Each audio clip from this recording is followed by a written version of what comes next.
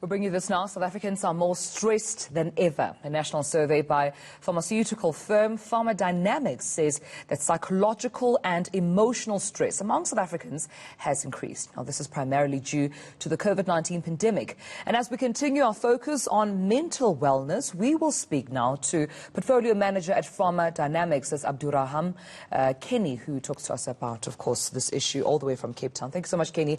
A very warm welcome to you right here on the South African Morning. I mean, it's quite concerning that South Africans have seen quite an increased number of those people showing stress, signs, particularly during this COVID-19 pandemic. Take us through the survey and the numbers that show you these facts. Good morning. So yes, if I can just share some of the numbers that have come up from the survey, more than half of the respondents either lost their job, had to take a pay cut, or was forced to lose or close their business. So the financial aspect has been contributing quite significantly. Also, many have had personal experiences with COVID-19, with more than half of the respondents actually knowing someone who has actually passed away from COVID-19. So the feeling of, am I going to be next, has also been contributing to the increase. People have been having trouble sleeping, and people have been finding various coping mechanisms, some of it not being the best coping mechanisms in order to just deal with the stress and the anxiety associated with the pandemic. You said some of the coping mechanisms utilized there were not the best for them. Give us examples there. So some of the examples that came up during the survey, 81% have turned to unhealthy food sources, 20% have turned to alcohol, 18% cigarettes, and 6% smoking cannabis.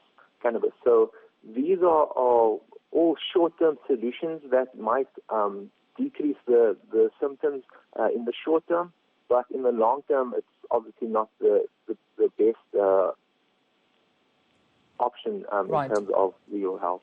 Now, Kenny, I understand that the types of stresses that at least you've identified in your survey include emotional and psychological stress. Are these the only types of stress that you've identified, or is there more? And with that being said, I mean, how long do you think it would take for this group of South Africans going through this type of stress to eventually get better?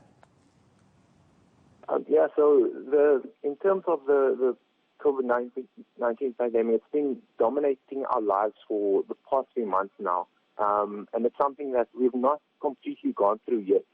So there are many unknowns when it comes to this pandemic of how it's actually going to be affecting our lives overall over the next couple of months, at least as well.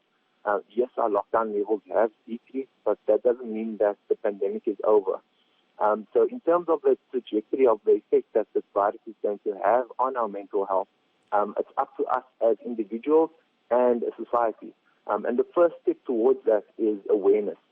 So we as Pharma Dynamics felt it was critical to raise awareness about the impact that this pandemic is having on people's mental health, so that we can then be better equipped as we move towards our new normal.